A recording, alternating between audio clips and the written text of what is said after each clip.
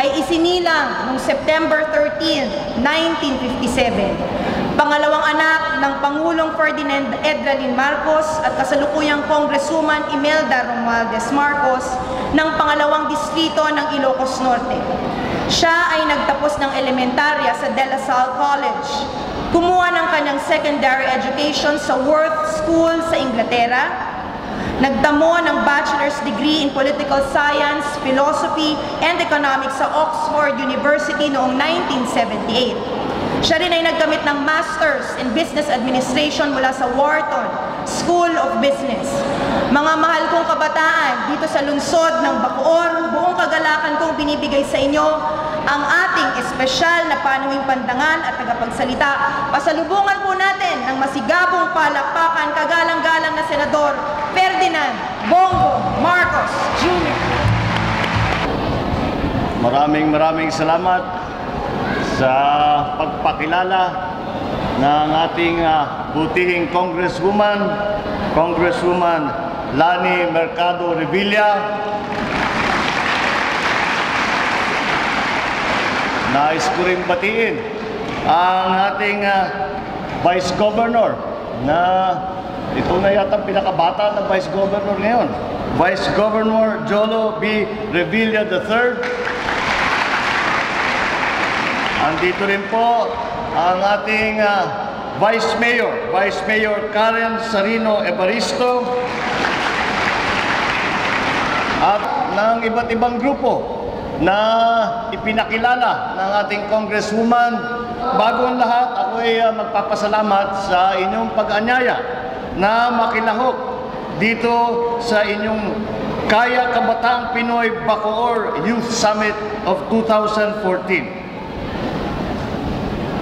Nagpapasalamat ako sa mga nahalal na lokal na opisyal, ating mahal na lalawigan, lalong-lalo na kina Congresswoman Lani, Vice Gov Jolo, at ang Mayor Strike, na ako ay inanyayahan ninyo upang tayo ay makapagsama-sama rito at makapagtalakay ng ilang mahalagang issue na ating hinaharap ngayon.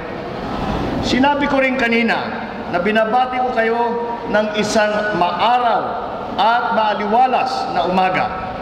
Magpasalamat tayo sa ating may likha na binayayaan tayo ng magandang panahon sa araw na ito.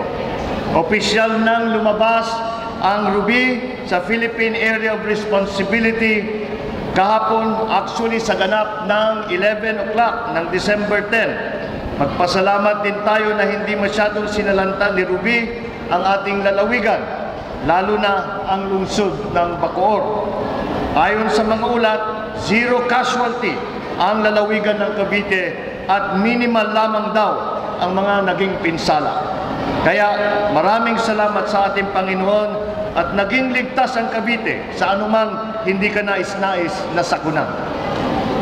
When I reflected on today's theme, Kaya Kabataang Pinoy, I could not help but relate it to my thoughts about our country's experience in the recent weather disturbance.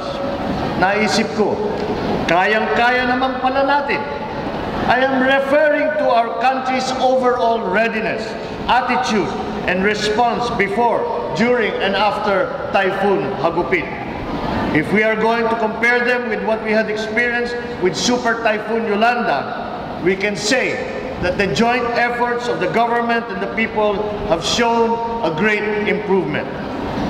Noong Nobyembre ng nakalipas na taon, sinalanta tayo ng bagyong Yolanda.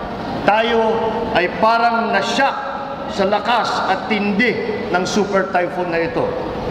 Siguro, kung ating babalikan, maaari nating sabihin ngayon na hindi tayo ganun kahanda noon, kaya rin hindi ganun kaganda ang ating tugon sa kalamidad.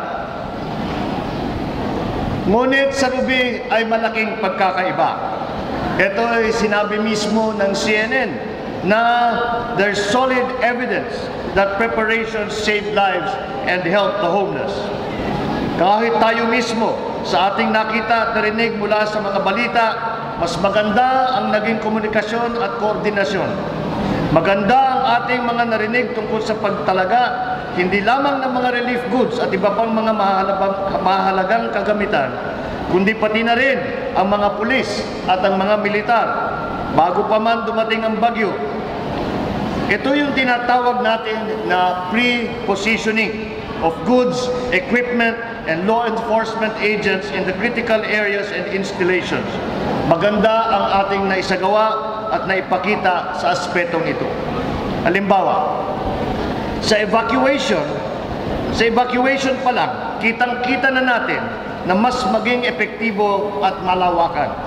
According to the official report of the National Disaster Risk Reduction and Management Council, the total number of evacuees reached 1.7 million persons. Kaya ito ay tinawag one of the largest evacuation exercises that the United Nations has ever seen in peacetime. But this perhaps is the most single important consideration or factor that may explain the low number of fatalities reported in this calamity. According to the NDRRMC's account, only 11 have perished in the wake of Typhoon Ruby's visitation. Sa kabilang banda naman, sinabi ng Philippine Red Cross na 22 ang bilang ng mga nasawi. While this might suggest that the communication and coordination between the relief and rescue operations of the government and the private sector still need further improvement, this certainly indicates the relatively low number of casualties compared to the unprecedented numbers that we had seen from our Yolanda experience, that we did a better job this time. Ang ating pag-asa ay hindi rin nagpahuli. There is a newspaper columnist who wrote yesterday that our very own pag-asa is one positive story that should give Filipinos a measure of pride. According to him, Pag-asa's initial prediction of the path of Typhoon Ruby was more accurate than that made by the US Navy. Lalo pa kung makikita mo na ginagamit ng mga international media ang impormasyon na galing sa Pag-asa. Ginamit ang kanilang mga typhoon tracking, ginamit ng BBC, ginamit ng CNN. Sabi nga nila, experience is the best teacher. If this is true, what a tough school year last year was. At napakahirap naman talaga ng mga leksyon na natutunan natin sa nakaraang taon. And judging by our improved performance this year, siguro naman, we may safely say, pasado tayo and more, pasado tayo with flying colors. Pinakita natin na kaya nating matuto sa ating mga naging karanasan. Gaano man kahirap, gaano man kasaklap. Pinakita rin natin na kaya natin ipamalas ang ating mga natutunan at gawin ito ng tama sa isang aktwal, praktikal at kahalintulad na pangyayari. Ngayon, sa paglipas ng Typhoon Ruby, ano na? Paano na? Manunumbalik ba tayo sa ating mga dating gawain? Magbabackslide na naman ba tayo?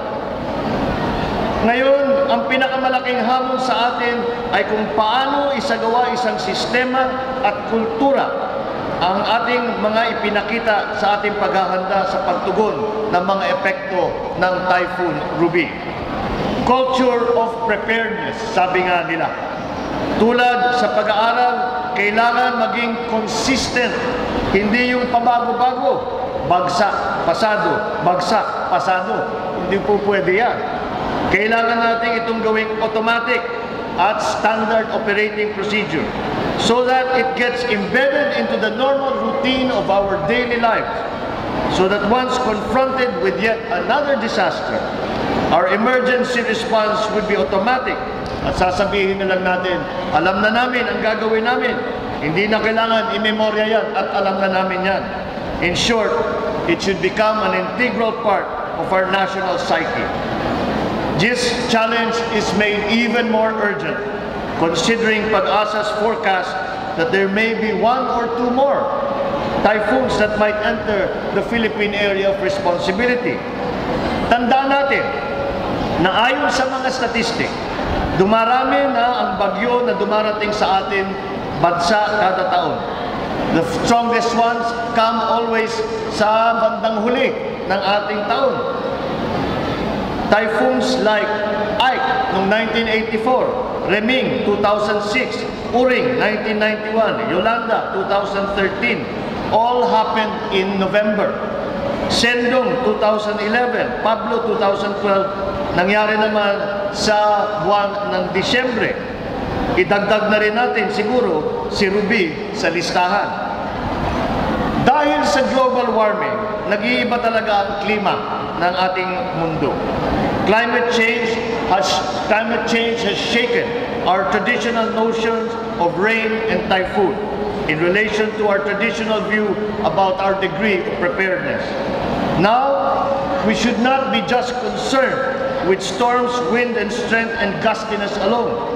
We should also be wary of stronger precipitation delivery or a larger amount of rainfall concentrated over a very short period of time. Ngayon, lumakas na ang binubuhos ng tubig ng ating mga ulan at bagyo. Sa ilang minuto o oras lamang, kaya na nitong magdulot ng matinding baha. Moreover, we should now be concerned with the possibility of storm surge, as our Yolanda and Ruby experience has taught us. Although similar in destructive potential, a storm surge is different from a tsunami in that it's not triggered by an earthquake, but by a storm or typhoon as it rips through the sea and moves on to the coastline. Binigyan na rin ng Filipino translation ang storm surge. Ang tawag ngayon natin sa storm surge sa Pilipino ay daluyong. Sabi nga nila, this is now the new normal. At bagyo pa lamang yan. Mga mahal kong mga kabataan, earthquakes are another calamity which are rather more unpredictable considering even the most advanced technology. According to PhilVox, a destructive earthquake occurs every 5 years, while a destructive tsunami happens every 10 years. We can blame it on our country's location on the planet. We are in the western portion of the Pacific Ocean, which is not only considered as a very potent storm engine, but also where the so-called Ring of Fire is located, which is a very active seismic belt. 90% lang naman ang ng mga lindol sa buong mundo ay nangyayari dito sa Ring of Fire. Napakaswerte naman talaga ng Pilipinas. Ang inyong lalawigan ng Cavite, hindi ito exception. According to PhilVox, areas along the entire perimeter of the Cavite coastline are considered susceptible to tsunami, also prone to liquefaction o yung pagbuho ng lupa kapag may lindol. For the city of Bacoor in the province of Cavite, this is likewise an urgent concern considering the fact that Bacoor is considered critical and high risk, which is prone to flooding, storm surge, or daluyo, and tsunami, according to Project Handa. Sa 5 nakalistang kategorya ng sakuna, kasama ang Bacoor sa 3 nito. Napakaswerte naman ng Bacoor. All this discussion leads us to the related issues of adaptation, preparedness, and resiliency. Wala na tayong magagawa sa ating lokasyon sa mundo. Ngunit may magagawa tayo ukol sa ating mga kahandaan at pamamaraan upang tugunan at labanan ang mga masamang epekto ng mga kalamidad na ito. May mahalagang papel ang mga kabataan dito sa pagbabago ng ating kaisipan, paniniwala, pag-unawa, at pagkilos tungkol sa mga kalamidad na ito. You are as much an integral part of our community, especially as you, the young people of the Philippines, are our partners in nation building. You are in a very good position to make sense of all this vital information. With the aid of technology, internet, and social media, you can work wonders in your own families and communities, which can spell the difference between death and life. So make the most out of your inseparable attachment to your gadgets, your addiction to the internet and social media. Maximize the use of available information and channel them towards capacity building and strengthening safety and survival of your own lives and that of your families and communities. Malaki ang tulong na maibibigay ninyo rito. Sa kabila ng inyong kabataan, kayo ay may kakayahan tumulong sa magpalawig ng mga mahalagang impormasyon na marahil ay mahirap maintindihan ng mga mas nakakatanda. Lalo na kung ang pinag-uusapan ay ang mga moderno at high-tech na teknolohiya. Kayo ang generation ng mga techie. Gamitin ninyo ito para tulungan ang ating pamahalaan, ang ating mga kasamahan, ang ating mga mahal sa buhay na hindi masyadong masalanta pagka may kalamidad na kagaya ng ating pinag-uusapan. Para makatulong sa inyo, tandaan ninyo lang ang pangalan ng inyong mahal na mayor. Let us not wait until disasters strike. Bago man tayo kumilos at umaksyon, sabi nga ng slogan ng Bacoor Disaster Risk Reduction and Management Office, tayo ay magtulong-tulong sa kahandaan ng komunidad laban sa kalamidad. Bilang pangwakas, malaki rin ang papel ng kabataan sa pamumuno ng ating mga komunidad at ang ating mga bayan. Sa inyo na may mga angking katangian at kalayahan na maging leader. Mayroon tayong sangguniang kabataan na kung saan ang kabataan ay hindi lamang binibigyan ng boses at pamahalaan, kundi binibigyan mismo ng pagkakataon at kakayahan upang aktwal na mamuno sa komunidad. Kasalukuyan nating nire-reforma sa Kongreso ang struktura ng ating SK at inaasahan natin na maisasabatas na ito tungo sa SK election ngayong darating na 2015. Mga kabataan, ito ang aking hamon sa inyong lahat, lalo na sa mga kabataan ng Bacoor. Tandaan ninyo na kung si Vice Gov Jolo ay may maya, kayo naman ay may kaya na maging makabuluhan, produktibo at responsableng mga miyembro ng ating bayan at ng ating mga komunidad. Tayong lahat ay may kakayahan na kakayanin ang mga pagsubok sa buhay. Gayon din para sa buong pamilyang Revilla, kayang-kaya natin ang mga pagsubok sa ating buhay. Kaya ng Bacoor ito, kaya ng Cavite ito, kaya ng kabataan ito. Mabuhay ang kabataan ng lungsod ng Bacoor, mabuhay ang kabataang Pinoy. Maraming salamat po at maganda pong umaga sa inyong lahat.